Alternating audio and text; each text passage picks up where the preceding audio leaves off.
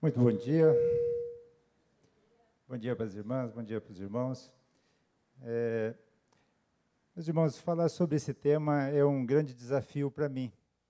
Assim como eu imagino que vivenciar, ter uma convivência saudável com os nossos interlocutores é um desafio para todos nós. E é em função da importância desse tema, em função das orientações da Palavra de Deus sobre isso, é que nós vamos conversar hoje. Eu queria começar aqui citando o pastor Martin Luther King, que foi um pastor batista americano que se notabilizou especialmente no início da década de 60, e ele ficou muito conhecido por algumas razões. A primeira delas porque era um grande orador, era um grande pregador, era um servo de Deus. A segunda foi em função da sua luta ferrenha em defesa dos direitos civis dos negros americanos. E num famoso discurso que esse pastor fez lá há cerca de 55 anos atrás, ele disse algo mais ou menos assim, que nós aprendemos a voar como pássaros, nós aprendemos a nadar como peixes, mas nós não aprendemos a conviver como irmãos. E desde que o pastor Luther King disse isso há mais de 50 anos atrás, nós evoluímos muito mais ainda na aviação. A prova disso são os grandes aviões de passageiros que fazem voos de quase 20 horas sem escala técnica. A prova disso é um voo que tem da Oceania até o Catar, que são 17 horas e 40 minutos, 14.500 quilômetros sem escala técnica. Daqui a alguns dias nós teremos um outro voo de Singapura a Nova York, serão mais de 18 horas sem escala técnica. Na natação nós evoluímos muito, né? O Michael Phelps é uma prova disso, maior colecionador de medalhas dos últimos tempos, e grandes nadadores brasileiros também são prova dessa evolução. Mas eu diria que na convivência entre as pessoas, eu acho que nós estamos patinando nesses últimos 50 anos, ou talvez até evoluímos nesses últimos 50 anos. O fato é que hoje é comum a gente imaginar, a gente falar que tem desafeto, que a gente tem inimigos. Isso é comum. E às vezes isso é contado até de uma forma cômica. Se não fosse triste, seria cômica. Tem uma história que diz que um pastor estava pregando sobre a importância do perdão. E aí, no final, a plateia, muitos irmãos muito sensibilizados, ele fez a seguinte pergunta: os irmãos que estão dispostos a perdoar os seus inimigos, levantam o braço. E todo mundo levantou o braço, menos uma senhora bastante idosa que estava no primeiro banco. Ele imaginou que aquela senhora não tinha levantado o braço porque não tinha entendido a pergunta em função da idade. Então ele chegou perto dela e disse assim: quantos anos a senhora tem? Ela disse 102 anos. E aí ele disse: a senhora não está disposta a perdoar os seus inimigos? E ela disse: é que eu não tenho inimigos. E foi aquele na plateia, e aí o pregador disse: não, eu quero que a senhora fique de pé, olhe para essa pequena multidão e nos ensine como é que é chegar aos 102 anos sem nenhum inimigo. Ela levantou com uma certa dificuldade, olhou para a plateia e disse: é que aqueles miseráveis já morreram todos. Então, seria uma situação cômica, né, se não fosse bastante triste. Mas para quem acha que às vezes trabalha numa situação difícil, convive com pessoas difíceis e que é normal ter desafeto, ter inimigo, eu queria aqui compartilhar o que São Leão Magno disse lá no século V. Ele disse o seguinte: olha, diante dos homens, a virtude é suportar os inimigos, mas diante de Deus, a virtude é amá-los. E a boa notícia é que nós temos a palavra de Deus que traz orientação para nós em todas as áreas das nossas vidas e também nessa questão da convivência. Eu queria começar aqui com um salmo bastante conhecido e queria convidar os irmãos. Eu vou ler o primeiro versículo, vou pedir os irmãos para ler o segundo e nós vamos ler juntos o terceiro, tudo bem? Como é bom e agradável quando os irmãos convivem em união.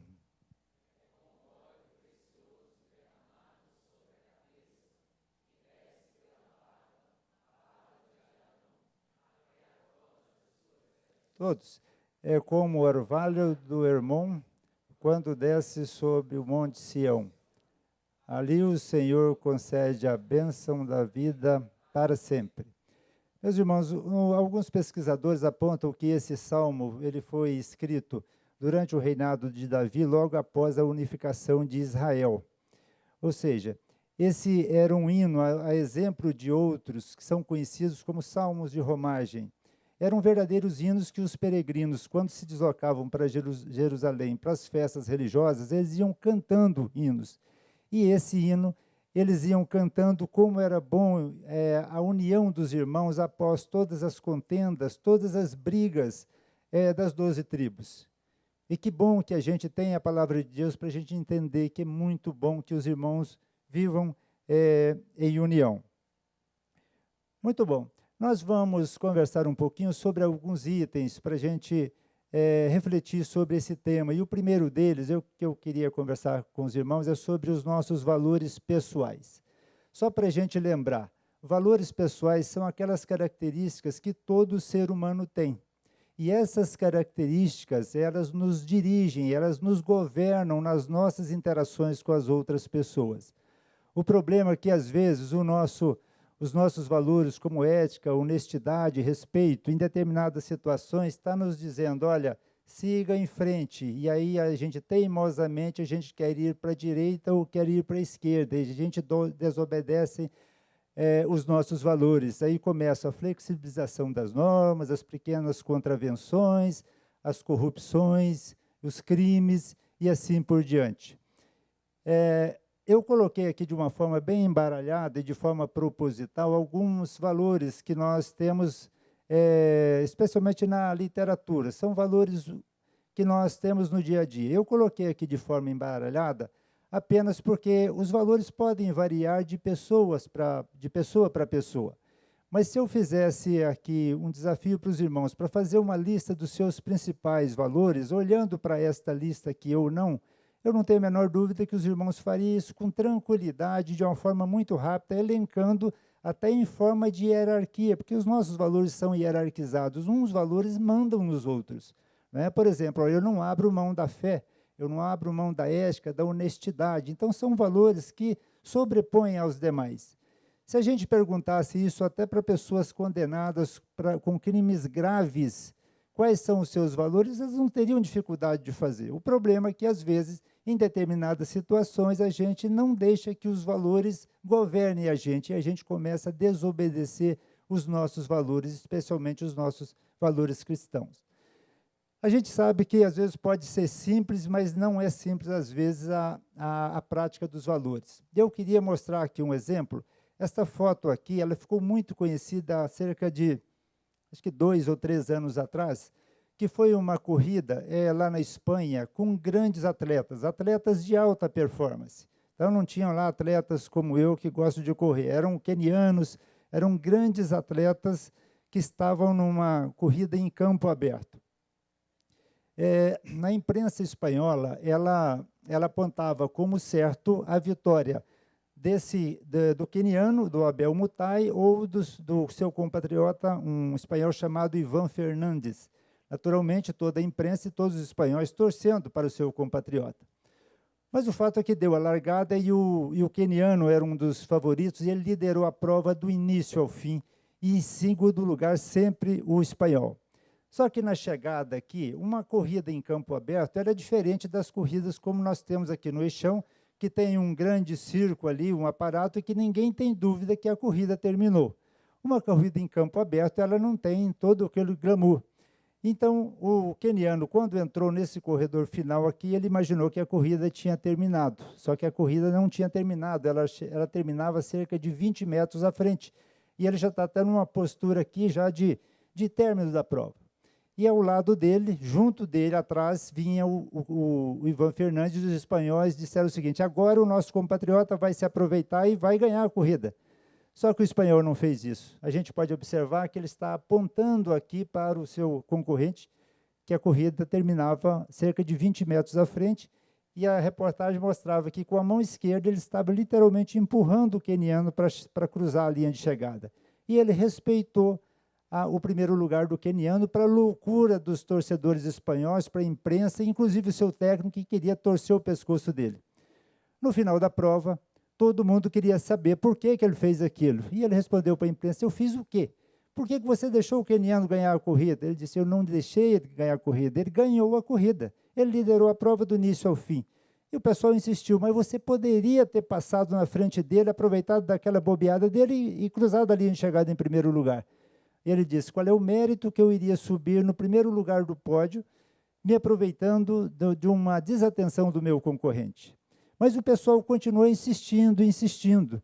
Por que ele fez isso? Porque os valores governaram esse atleta, mesmo numa situação de grande competitividade. Ora, um atleta desse ganhando, o ranking dele melhora, é um grande destaque para ele, os patrocinadores se apresentam para quem ganham corridas muito competitivas, mas o pessoal continuou insistindo. Por que ele disse? Ele respondeu o seguinte: se eu fizesse isso, eu me aproveitasse, como é que eu ia contar essa história para minha mãe? Aí os filósofos costumam dizer o seguinte, que a mãe é a última instância que um ser humano deseja decepcionar. E o professor Mário Sérgio Cortella, que é um filósofo brasileiro, ele vai mais além. Ele diz o seguinte: ó, se a mãe tiver motivo para se envergonhar de uma atitude do seu filho, é porque esse filho não presta. E aí ele complementa: não presta para quê? Não presta para conviver de forma saudável, de forma correta, de forma ética com as pessoas que estão interagindo com ele. Mas eu queria, para a gente encerrar esse assunto aqui dos valores, eu queria fazer algumas perguntas óbvias para os irmãos. A gente está vendo aqui uma cédula de R$50 aqui projetada. Mesma cédula que eu tenho aqui na mão. Peguei emprestado com o nosso superintendente da escola dominical, que é um camarada rico. O valor dessa cédula aqui é R$50. Se eu dobrar essa cédula aqui, qual é o valor dessa cédula agora? Quanto? R$50. Continua sendo R$50. Se eu dobrar essa aqui, se eu embolar essa cédula aqui na minha mão, quanto é o valor da cédula? Continua sendo R$50. Se eu deixar essa cédula cair e pisar em cima dela, qual é o valor da cédula? Continua sendo R$50. Meus irmãos, esse exemplo é só para a gente lembrar que nas nossas interações, muitas vezes a gente fica literalmente dobrados, às vezes amarrotados e às vezes até no chão. Mas mesmo nessas circunstâncias, os nossos valores cristãos precisam nos dirigir.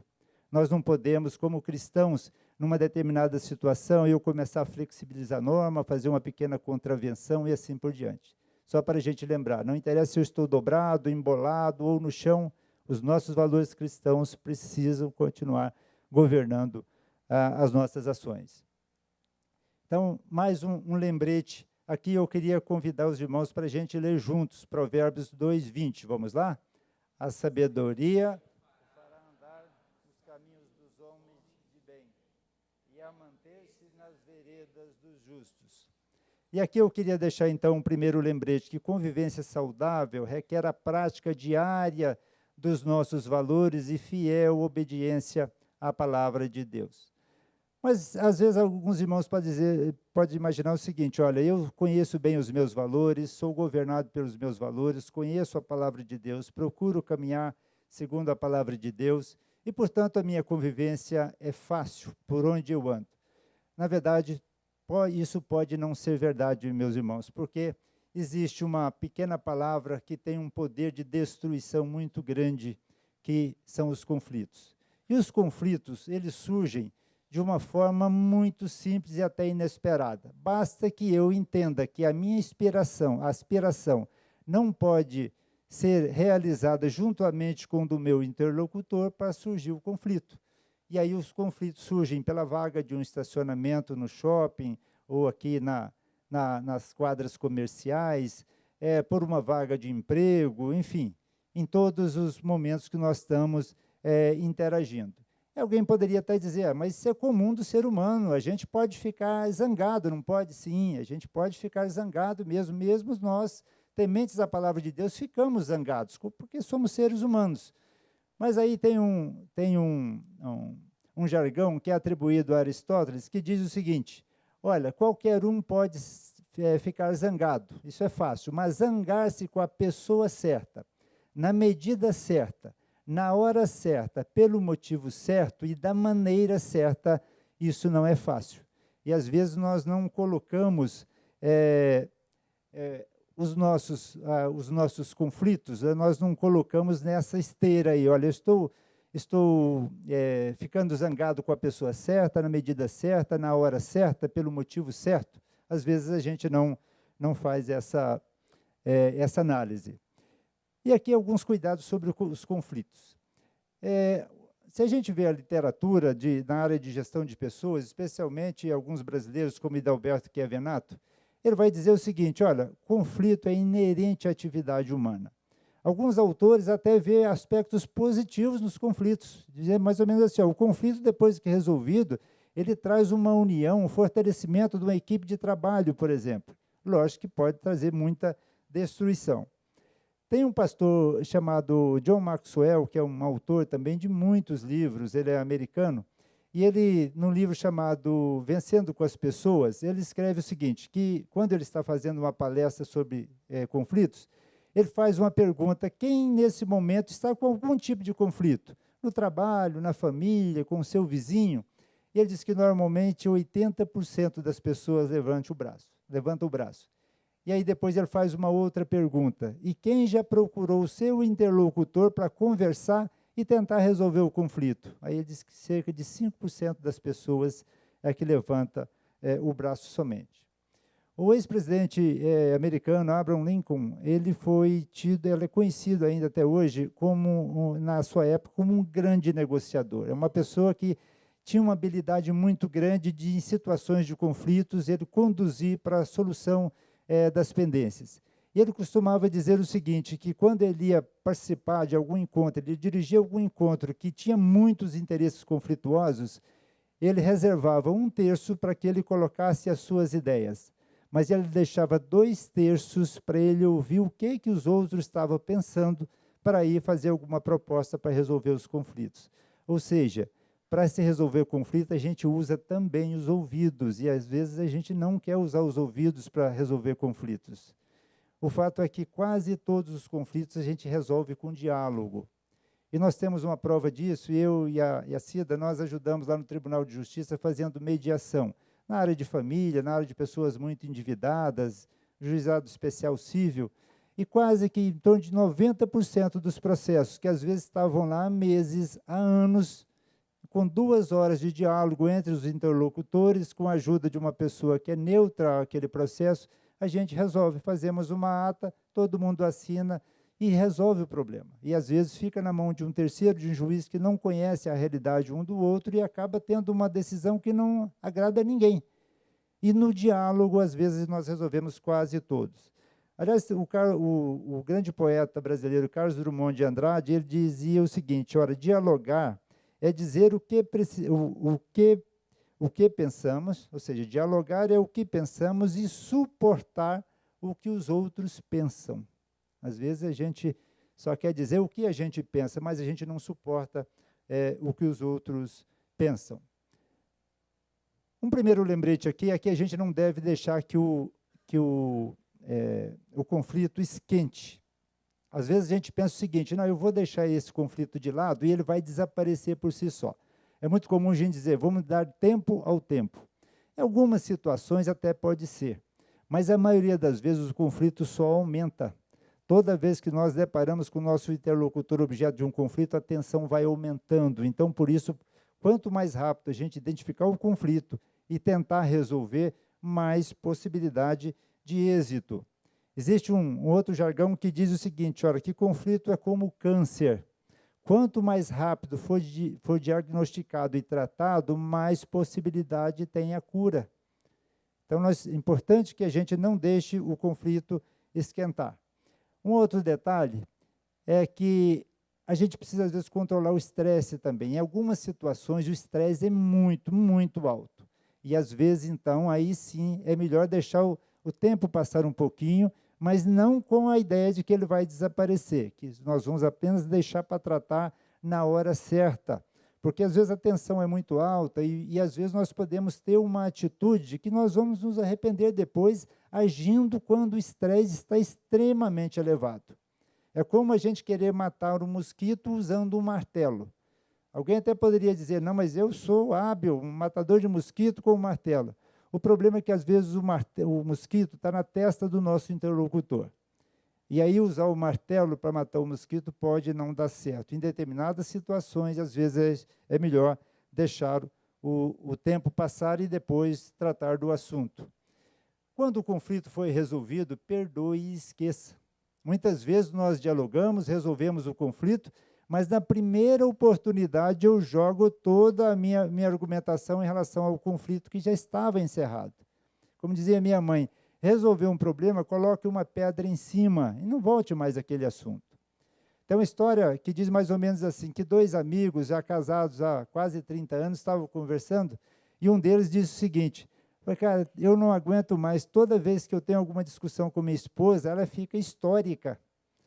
Aí o amigo disse: você não quer dizer que ela fica histérica, que ela fica nervosa, que ela fica exaltada? Ele falou: não, ela fica histórica mesmo. Toda vez que eu discuto com ela, ela me faz relembrar de tudo que eu já fiz de errado na nossa vida de casado. Então nós precisamos ter atenção a isso. Resolveu o assunto, perdoe e esqueça. Mais um detalhe: a prevenção para o conflito é sempre o melhor remédio. E como é que a gente age preventivamente para se evitar conflitos? Trabalhando para que a gente seja o mais assertivo possível, para que a gente ande, na maioria das vezes, pelos caminhos da palavra de Deus, para que a gente ore sempre, para que no nosso ambiente de trabalho, na nossa família, a gente dê bom testemunho. Quanto mais fizermos isso, mais possibilidades nós temos de evitar um conflito. Também a gente precisa se desapegar um pouco do nosso ego, né, das nossas fogueiras de vaidade. Então, a gente, às vezes, é muito vaidoso, a vaidade está muito em cima, e qualquer coisa que venha nos desagradar é motivo de conflitos. A gente precisa, às vezes, ter menos paixão pelas nossas ideias. Eu não estou querendo dizer que nós não devemos insistir nas nossas ideias, aquelas ideias que nós acreditamos, mas que muitas vezes, quando o irmão apresenta uma ideia diferente da nossa, quer seja, às vezes, na nossa casa, aqui na igreja, no nosso trabalho, a gente imagina que é demérito para nós. Não. As pessoas apresentam ideias divergentes da gente, de repente é uma ideia até melhor do que a nossa, e às vezes a gente tem um amor tão grande pelas nossas ideias que nós não enxergamos isso. E ter essa ideia, abrir para pensamentos, para ideias diferentes, ser receptivos a ideias diferentes, é um bom momento, uma boa oportunidade para a gente ser preventivos na hora do conflito. Aqui eu queria compartilhar, existe um jargão que é oriental, que diz o seguinte: quando nós estamos sozinhos, nós devemos vigiar os nossos pensamentos. Quando nós estamos em família, nós devemos observar a nossa tolerância. E quando nós estamos em comunidade, nós devemos cuidar da nossa língua. Então, mesmo sozinhos, nós precisamos cuidar dos nossos pensamentos, no âmbito da família, ser tolerante, e em comunidade, cuidar da nossa língua. Muito bem, aqui também nós temos Provérbios de 15, de 1 a 3, que da mesma forma eu queria sugerir. Eu vou ler aqui o versículo 1, os irmãos leiam o 2, e todos nós vamos ler o 3, tudo bem? Então, Provérbios 15, de 1 a 3. A resposta calma desvia a fúria, mas a palavra ríspida desperta a ira.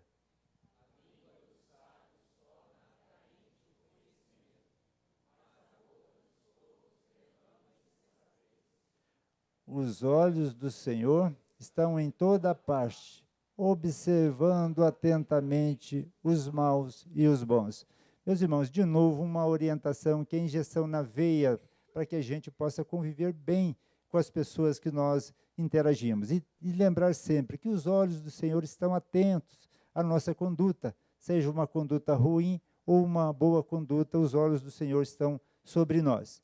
Então, aqui um segundo lembrete, que convivência saudável requer identificação e solução rápida e eficaz dos conflitos. E, de novo, fiel obediência à palavra de Deus. Nós vamos para mais um item, mansidão e domínio próprio. Nós não vamos aprofundar sobre esse tema, até porque falar com conhecimento sobre esse tema seria uma tarefa para o pastor Weber, para os pastores aqui da nossa igreja e tantos outros bons pregadores que nós conhecemos, mas apenas porque diz respeito claramente a esse assunto que nós estamos tratando, que nós vamos lembrar um pouquinho. Talvez esse tema mansidão e domínio próprio é o que nós ligamos mais facilmente à palavra de Deus, especialmente quando Paulo escreve aos Gálatas, né? Mansidão e domínio próprio, contra essas coisas não existe lei. Mas eu acho também que são virtudes que recebem pouca atenção consciente nossa, de crentes no Senhor Jesus. Temos uma farta literatura bíblica que nos orienta sobre esse assunto, mas em muitas situações nós não damos o devido cuidado, devida atenção às orientações bíblicas. E aqui queria começar, justamente queria convidar os irmãos para a gente ler juntos o que Paulo escreveu aos Gálatas. Vamos lá? Mansidão e domínio próprio. Contra essas coisas não há lei. Muito bem.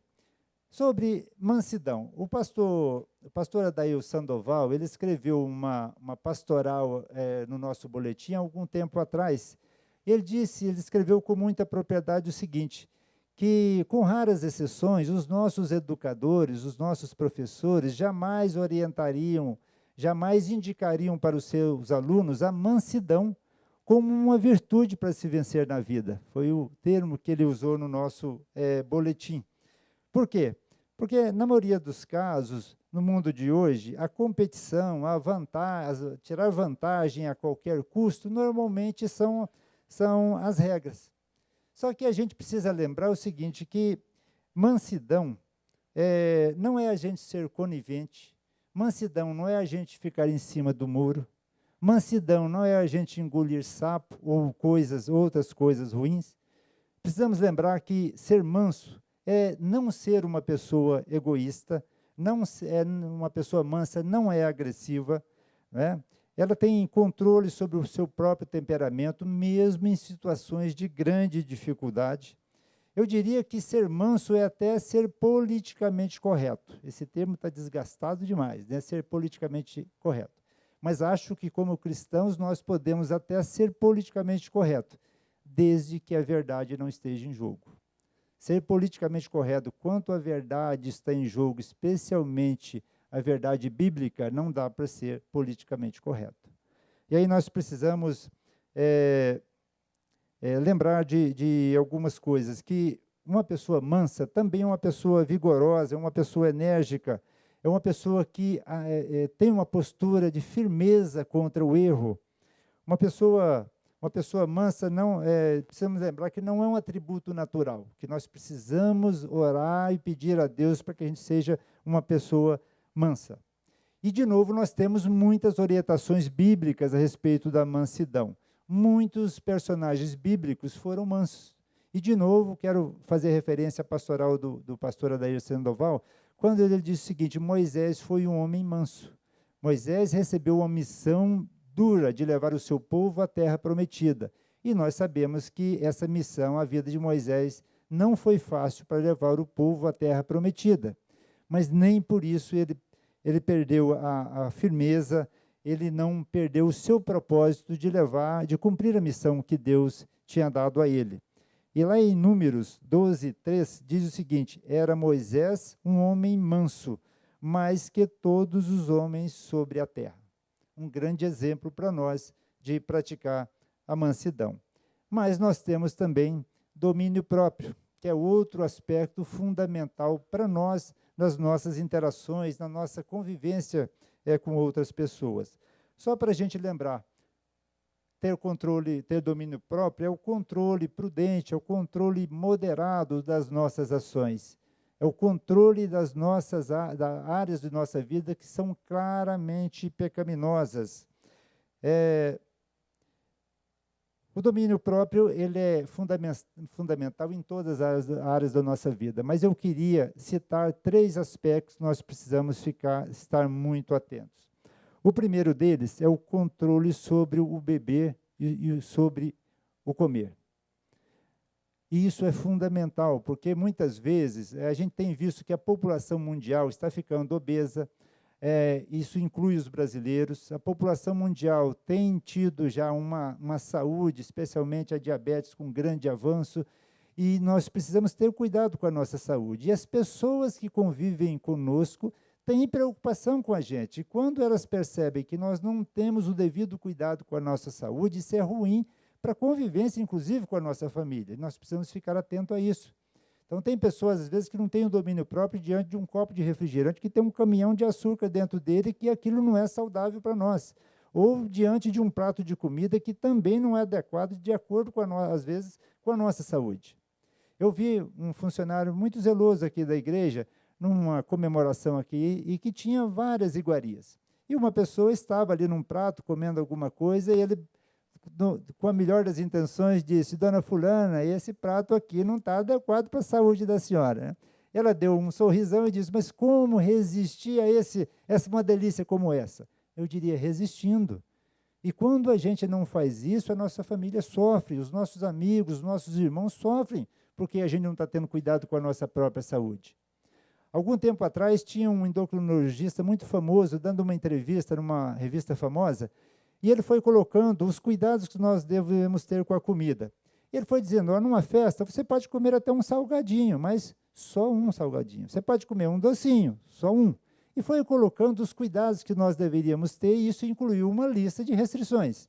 No final, o repórter fez a seguinte pergunta para ele: mas, doutor, de todo jeito a gente não vai morrer um dia? Vale a pena tanto controle assim? E o médico disse assim: de todo jeito nós vamos morrer de alguma causa. Mas uma coisa é a gente morrer em função da entropia normal do organismo, em função do envelhecimento do organismo. A outra coisa é a gente se envenenar. Então, precisamos ficar atento a isso, né? Esse controle no comer e no beber. Outro quesito com relação ao domínio próprio é em relação ao temperamento. Pessoas de pavio curto. Conhecemos pessoas que é tido como pessoas com temperamento difícil, de pavio curto. Então, essas pessoas nós deparamos em todos os lugares, até na igreja também. Então, aquelas pessoas de pavio curto são aquelas pessoas que têm picos de raiva muito intenso num curto espaço de tempo e depois volta à calma. Só que nesse curto espaço de tempo faz um estrago danado na convivência com outras pessoas. Isso pode acontecer na igreja, no trabalho, no âmbito da nossa família, e nós precisamos ter cuidado com isso. Pessoas de pavio curto, elas normalmente não têm nenhum controle sobre as suas emoções. E nós precisamos, e às vezes pessoas falam até com certo orgulho: não, eu sou do pavio curto mesmo, e faz isso com certo orgulho.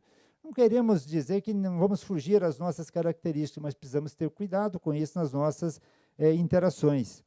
Existe um pensamento que é atribuído a Voltaire, que foi um famoso filósofo francês, na época do Iluminismo.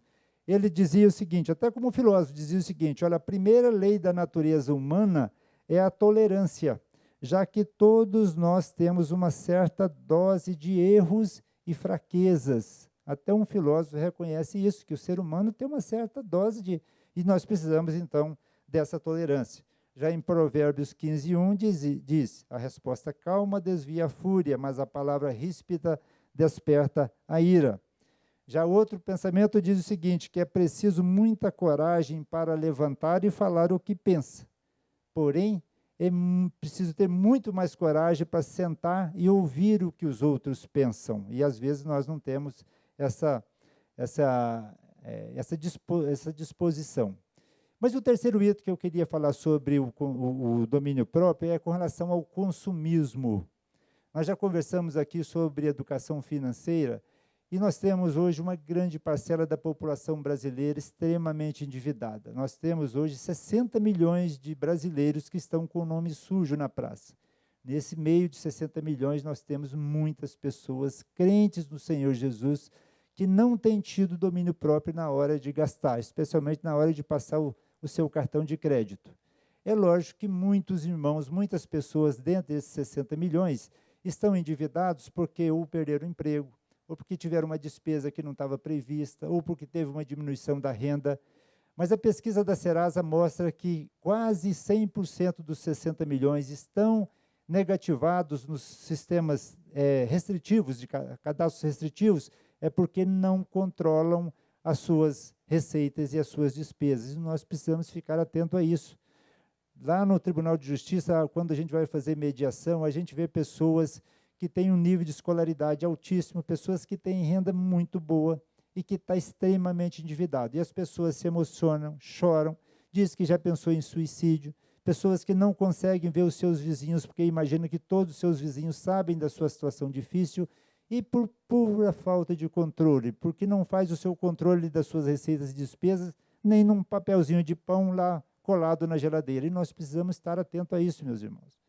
Eu sei que aqui são os irmãos ricos, vocês poderiam estar pensando assim, mas comigo não tem esse problema, eu fico pensando como gastar o meu dinheiro, tenho muito dinheiro, tenho uma renda excelente, né? O meu irmão Marcelo está concordando aqui, como é que a gente vai gastar tanto dinheiro que a gente ganha? Mesmo os irmãos endinheirados, nós não podemos gastar o dinheiro com irresponsabilidade.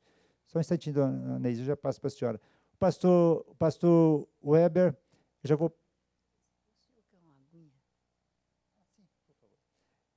O pastor Weber, na oração dos dízimos, ele disse muito bem, a nossa vida e os nossos dinheiros, os nossos recursos pertencem ao Senhor.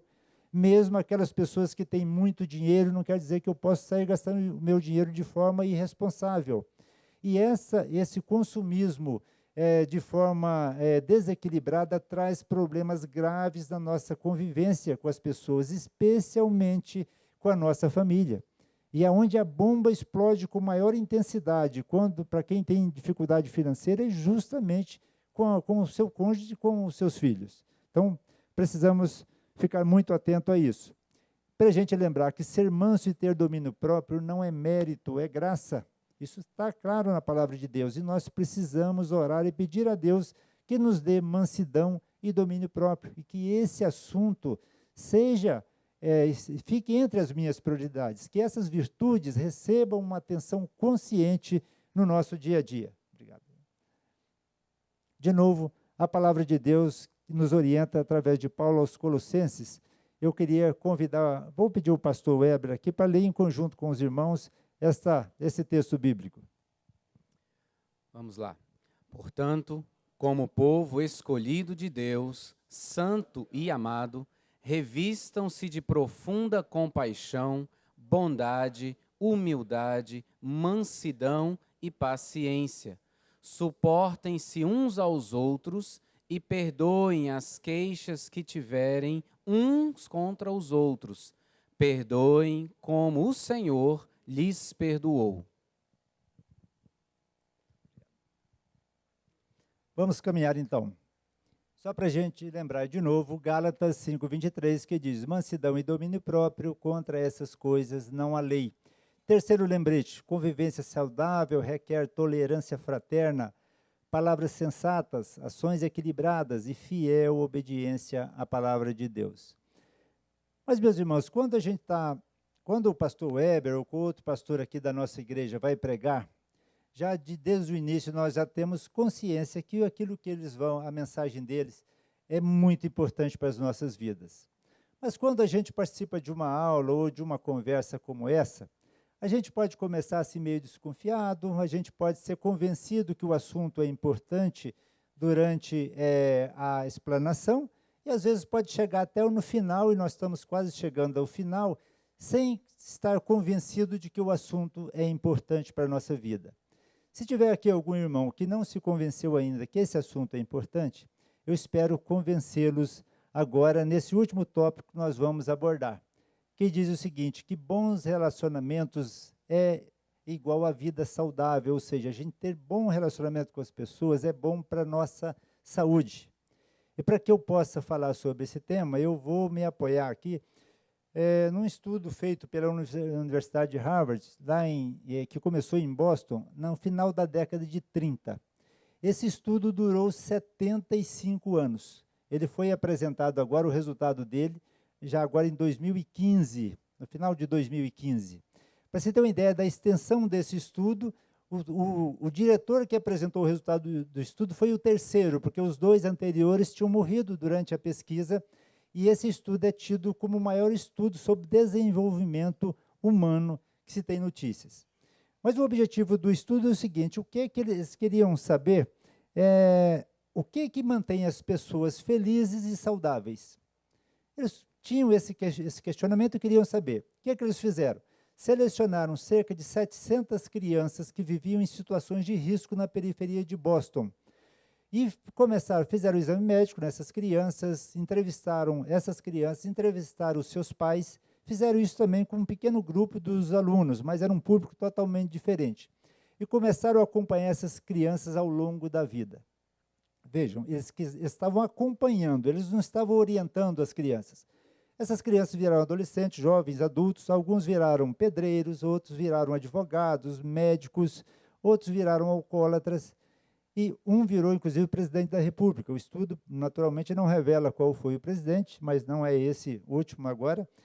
E o estudo diz o seguinte, que no final, depois de 75 anos observando essas pessoas, logicamente alguns morreram durante o estudo, a conclusão foi o seguinte, que bons relacionamentos nos mantêm felizes e saudáveis e ponto final. Foram as palavras que o diretor do estudo fez.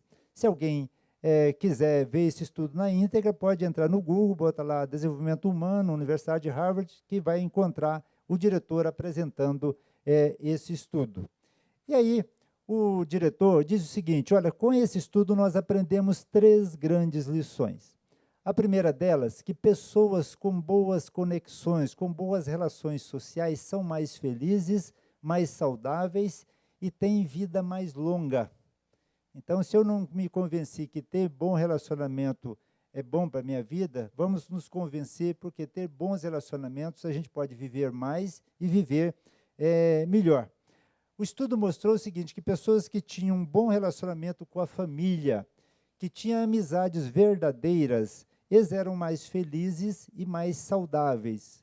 Quando a gente fala bom relacionamento com a família, inclui não só o nosso cônjuge, e os nossos filhos, mas também o sogro, a sogra, cunhado e assim por diante. Eles concluíram que pessoas que viviam mais isoladas, essas pessoas iam se tornando tóxicas, naturalmente tóxicas. E isso tornava essas pessoas que viviam isoladas, elas eram menos felizes ao longo da vida e viviam menos também. Então, nós precisamos ficar atento a isso. Eles observaram que a saúde dessas pessoas que viviam isoladas, que não tinham um bom relacionamento com as pessoas, a saúde dela ia decaindo na meia-idade. E, no final, ou elas morriam mais cedo ou tinham uma qualidade de vida muito, mas muito ruim. E aí eles têm um dado preocupante. O diretor diz o seguinte, que já há alguns anos atrás foi feita uma pesquisa nos Estados Unidos que mostrou que dentro de 5 americanos, um já vive isolado. Eu diria que no Brasil já não é muito diferente, especialmente nas cidades grandes, nós temos muitas pessoas que vivem isoladas mesmo e gostam de viver isoladas. Mas, segundo esse estudo, isso é ruim para a sua saúde. A segunda grande lição que o estudo mostrou, o que realmente importa é a qualidade dos nossos relacionamentos mais próximos. Mais próximos. Então, o estudo mostrou o seguinte, que pessoas que tinham casamentos felizes, isso era muito bom, as pessoas tinham uma saúde melhor e tinham uma vida mais feliz. E o contrário também era verdadeiro. Pessoas que viviam com um casamento muito conflituoso, com pouco afeto, isso afetava duramente a saúde e a felicidade das pessoas. O estudo mostrou também que aquelas pessoas que chegavam aos 80 anos muito bem de saúde, não era porque o seu índice de colesterol, quando tinha 50 anos, era bom.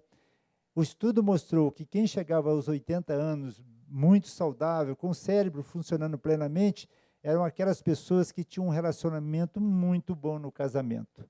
Isso era algo muito, muito marcante para essas pessoas.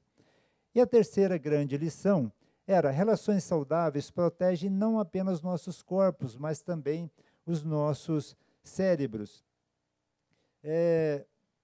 O estudo mostrou que aquelas pessoas que tinham a memória mais preservada com a idade avançada eram aquelas pessoas que tinham bom relacionamento com as pessoas. Eram aquelas pessoas que sabiam que em situação de dificuldade podia contar com o seu cônjuge, podia contar com a sua família, podia contar com os seus amigos. E é lógico que o estudo mostra isso, que a gente não tem relacionamento, um céu de brigadeiro com os nossos amigos, com a nossa família o tempo todo. A gente tem problemas. Mas essas pessoas que têm bons relacionamentos, elas sabem que quando tem dificuldades, elas podem contar com a sua família, com seus amigos, e isso é fundamental para a saúde delas, já com idade de 70, 80 anos. Isso é fundamental. De novo, voltando ao pastor John Maxwell, ele disse o seguinte, que às vezes nós temos amizade de 10, 20, 30 anos, e às vezes o nosso amigo falha numa determinada situação, e aí a amizade encerra. A gente não vê o mérito de uma saúde, de uma amizade de 20, 30 anos. E na primeira falha, a gente quer encerrar a amizade. Aí ele diz o seguinte, olha, cada um de nós deveríamos ter um cemitério na nossa casa. Quem mora em casa deveria ter um cemitério lá no fundo do quintal. Quem mora no apartamento devia ter num cantinho lá, devia ser um cemitério. Para quê? Para as falhas dos nossos amigos. Os nossos amigos falharam com a gente, eu pego, boto lá no cemitério das falhas dos meus amigos e eu continuo sendo amigo das pessoas. E a gente falha muito nisso. Olha, não esperava isso do amigo. Temos que lembrar que o amigo é um ser humano. Assim como nós falhamos, eles falham também. E o estudo conclui dizendo o seguinte, que pessoas que têm bons relacionamentos, elas não tiveram colegas de trabalho. Lá no Banco do Brasil, a gente fala muito em colegas de trabalho, né, seu Oswaldo? Mas essas pessoas não tinham colegas de trabalho, elas tinham amigos. E às vezes, especialmente quando a gente aposenta, a gente tem uma ilusão que todos os nossos colegas de trabalho são os nossos amigos. E não são, na verdade. Quando a gente aposenta, a gente vê isso, né? São poucos aqueles que perduram a amizade ao longo do tempo. Então, pessoas que têm bom relacionamento, não têm colegas de trabalho, têm amigos. Meus irmãos, já falei muito, nós estamos quase concluindo, e de novo aqui, Provérbios 17, 17, que eu queria convidá-los para a gente ler juntos. Vamos lá? O amigo ama em todos os momentos, é um irmão na adversidade. E aqui, o quarto lembrete. Convivência saudável requer atenção especial com as pessoas próximas a nós e fiel obediência à palavra de Deus. Então, reforçando tudo que nós falamos. O primeiro lembrete, nós falamos sobre valores. Convivência saudável requer a prática diária dos nossos valores. Segundo lembrete, nós falamos sobre conflitos. Convivência saudável requer a identificação e solução rápida e eficaz dos nossos conflitos. Terceiro assunto, nós falamos sobre mansidão e domínio próprio. Convivência saudável requer tolerância fraterna, palavras sensatas e ações equilibradas. E por último, convivência saudável requer atenção especial com as pessoas próximas a nós e em todas as situações, convivência saudável requer fiel obediência à palavra de Deus. Meus irmãos, falei muito, eu não sei se nós temos um tempinho aqui para perguntas, uma ou duas perguntas, pastor Weber, e para que os irmãos façam algum registro e até para discordar do que eu falei. Lembre-se que nós estamos aqui na escola dominical, não se preocupe. Se os irmãos pensarem diferente do que foi apresentado aqui, pode colocar uma ideia diferente, sem nenhum problema, até para ser coerente comigo mesmo. Eu disse o seguinte, não devemos ter paixões exageradas com relação às nossas ideias. Isso é o que eu penso, mas os irmãos têm pleno direito de pensar diferente. Então, se algum irmão quiser fazer alguma pergunta, o pastor Weber já sinalizou aqui positivamente que nós temos um tempinho para ir umas duas perguntas ou para algum registro dos irmãos.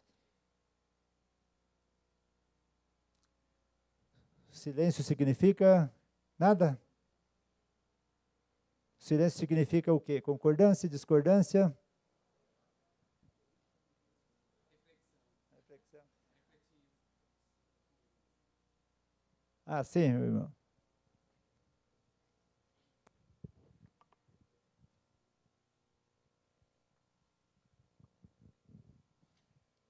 A pergunta que eu faço é ao meu irmão que acabou de falar e todos os meus irmãos da igreja, que, no meu entender, ele devia continuar fazendo palestra que foi muito boa. Eu dou graças a Deus por ter lhe ouvido, que você não invadeça, mas que continua nesse caminho que está agradável e instrutivo para nós. Bom, fico feliz, meu irmão, de que o assunto seja útil para os irmãos. É com essa finalidade mesmo que o estudo foi elaborado. Mas muito obrigado. Manuel, eu queria tirar uma dúvida.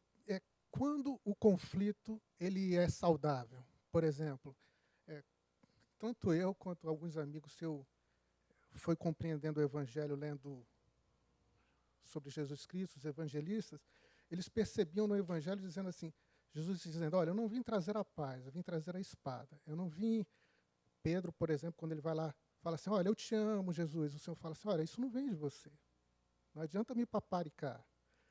Quando um jovem lá vai e fala assim, olha, eu ajudo o próximo, o necessitado, eu ajudo o fraco, eu honro os meus pais, eu faço tudo que a tua palavra diz. Ele fala, então larga essas coisas e me segue, porque você faz isso por causa da sua riqueza.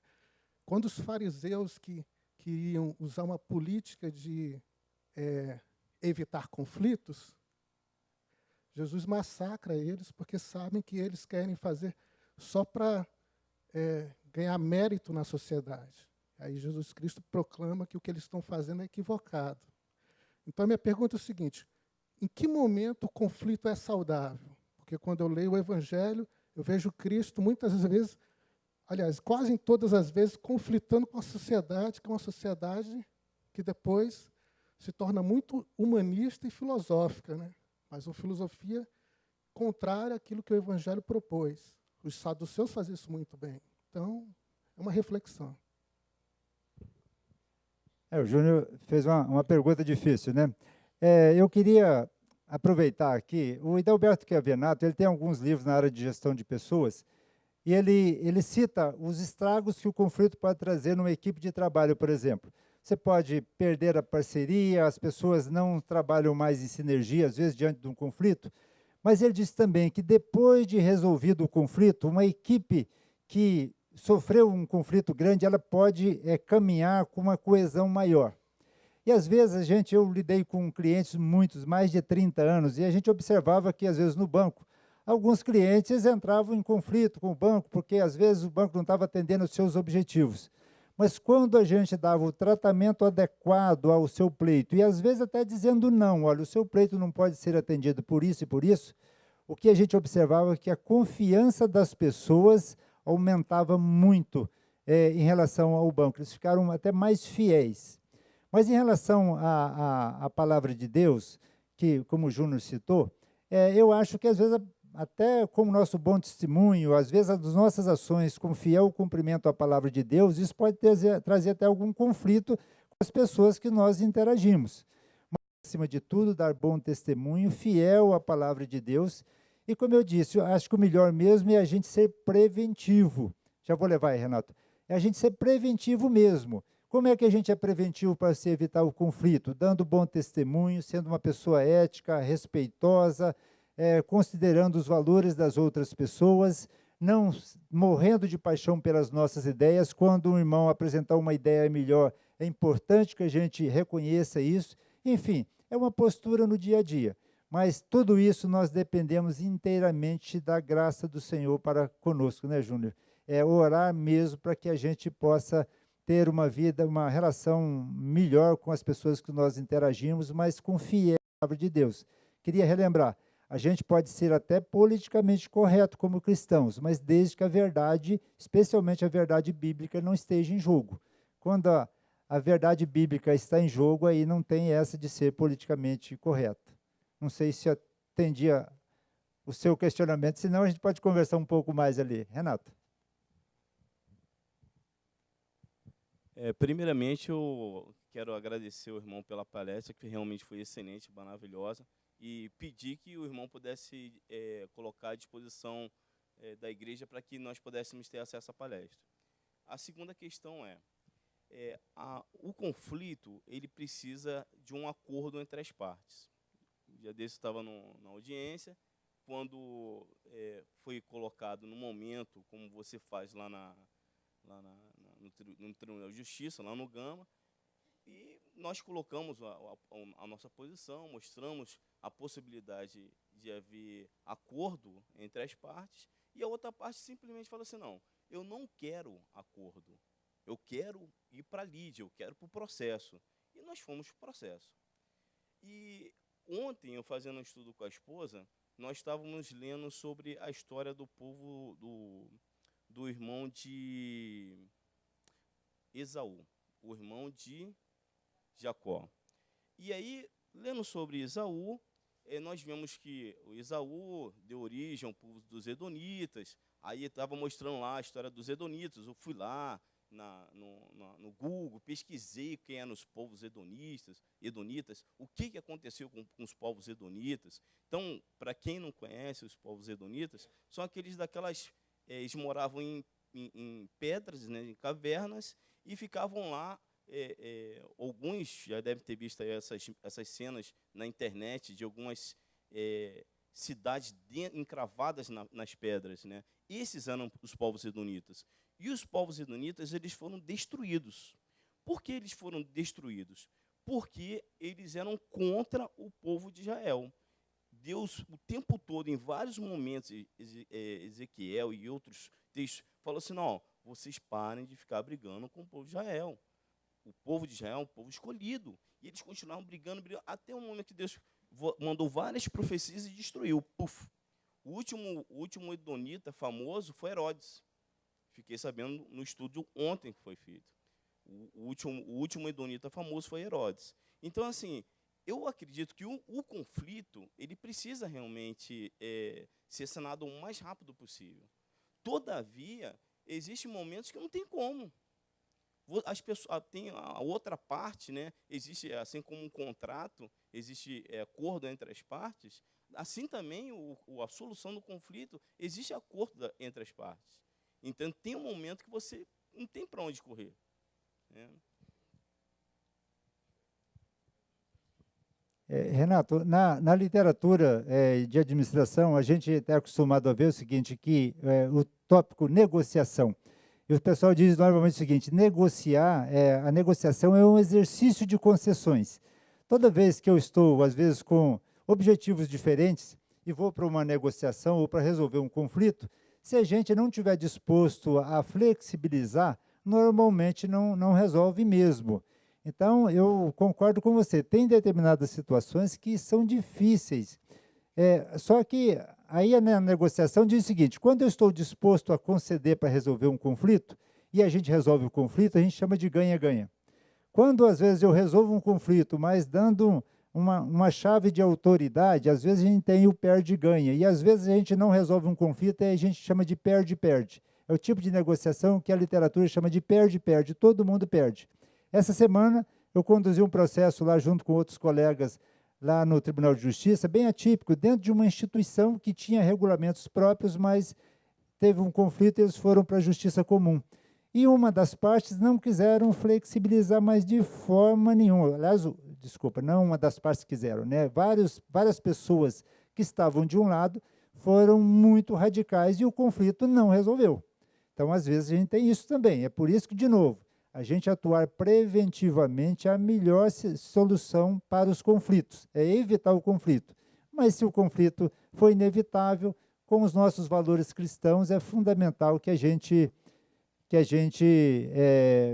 trabalhe com os nossos valores cristãos para resolver. A dona Nilda, tem um microfone? Ok. O conflito requer, às vezes, muita sabedoria da gente. Eu lecionava na escola normal e todos os professores se levantaram contra a diretora. E eu saí pelo corredor gritando, que absurdo! Por que ela é uma pessoa tão boa? Aí me falaram, não, ela qualquer coisa chama a atenção da gente. Eu falei, ela nunca chamou a minha atenção. Por quê? Porque eu cumpria com meus deveres. Eu nunca faltei, nunca cheguei atrasada, nunca saí antes da aula terminar. Aí eles ficaram com raiva de mim e botaram a diretora para fora. Isso, eu acho que a gente tem que respeitar os chefes. A gente tem, se eu sou empregada, eu tenho que respeitar o chefe. Se eu estou daqui da igreja, eu tenho que respeitar as normas dessa igreja. Então, é isso que eu acho. Aí não há conflito. Obrigado, irmã, pelas suas considerações. Aliás, de novo, a palavra de Deus está muito presente no que ela nos disse. Respeitar os superiores hierárquicos, respeitar as pessoas, também nós temos muitas orientações bíblicas a respeito de respeitar a autoridade, respeitar os superiores hierárquicos, enfim, respeitar todas as pessoas. Vê que o conflito, como talvez seja algo que a gente mais vive no dia a dia, foi muito presente na colocação dos irmãos, mas sempre a gente lembrar a questão dos nossos valores cristãos que precisam continuar governando as nossas ações, mansidão e domínio próprio, zelo com a nossa família, zelo com os nossos colegas de trabalho, zelo e respeito com os nossos vizinhos, com os irmãos da igreja, é sempre o melhor caminho para a gente evitar conflitos e ter uma convivência saudável.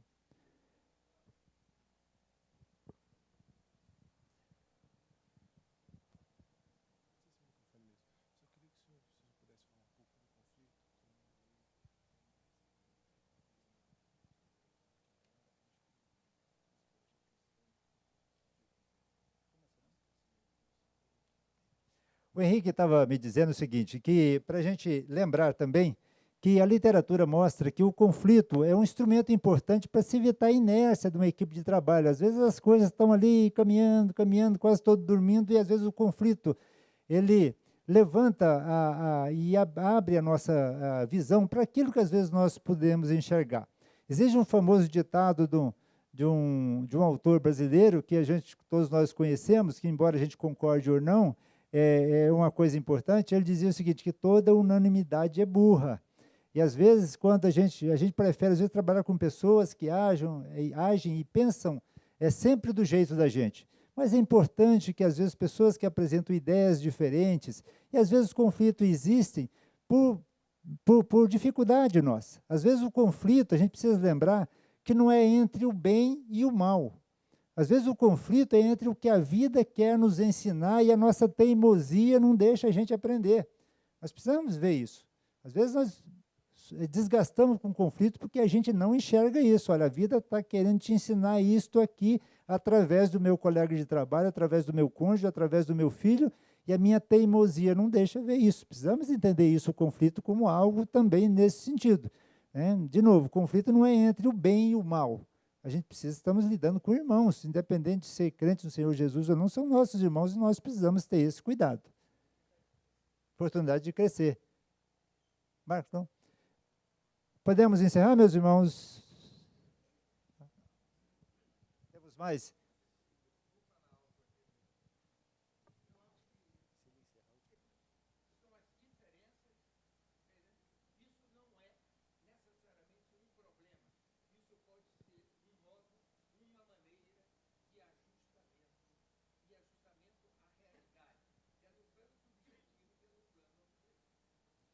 Obrigado, Magno. O irmão Magno está nos lembrando, já vou passar aqui, o irmão Magno está nos lembrando de algo também muito presente na literatura, que é o respeito e a valorização à diversidade. Então, pessoas que agem, pessoas que pensam diferente da gente, é importante que a gente veja isso como um aspecto positivo. Uma coisa é eu conseguir conviver com essas pessoas, a outra coisa é concordar. Às vezes eu não vou concordar com determinadas atitudes, mas o respeito e a valorização a pessoas que agem e pensam diferente da gente sempre é muito salutar. E aí, Marcos, de repente, da sua ideia, a gente pode, de repente, até alguém da área de saúde poderia até programar um estudo específico, considerando a questão das próprias áreas da saúde mesmo, ou você mesmo, na sua área acadêmica. Vamos pensar no assunto. Só uma observação, me parece que tem um equívoco na premissa que o que evolui é o conflito de ideias, não entre pessoas. E fica parecendo que o conflito tem o lado positivo do conflito entre pessoas. E aí, entre pessoas, eu acho que não. Eu acho que conflito entre as ideias, sim. Aí essa discussão, o diálogo, aí pode levar à evolução. Agora, pessoalizar é outra coisa.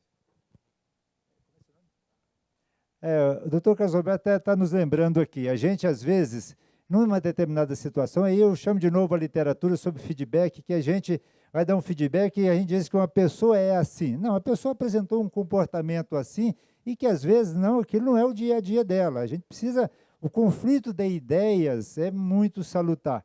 E não dá para ficar rotulando, às vezes, na igreja, o irmão é assim sempre. Não, o irmão apresentou uma ideia diferente da minha, ou um comportamento, às vezes, está inadequado, mas é aquele momento. E a gente não pode rotular as pessoas.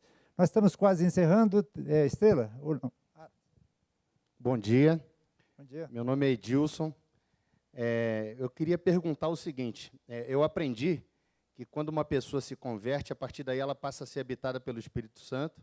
E a gente aprendeu que o Espírito Santo gera o fruto, né? Não os frutos, mas o fruto, que tem a ver com tudo que o senhor falou, mansidão, domínio próprio.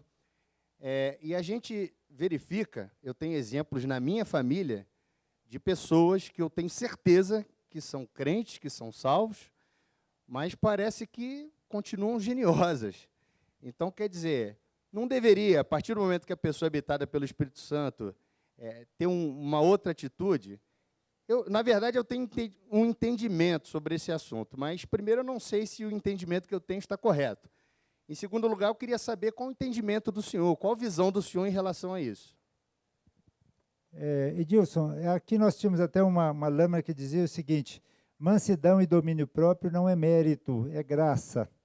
Então, como seres humanos, nós somos falhos, às vezes nós encontramos pessoas muito firmes na palavra de Deus, crentes mesmo, e às vezes que têm um comportamento que não apresenta nem mansidão, nem domínio próprio, e isso gera muita dificuldade.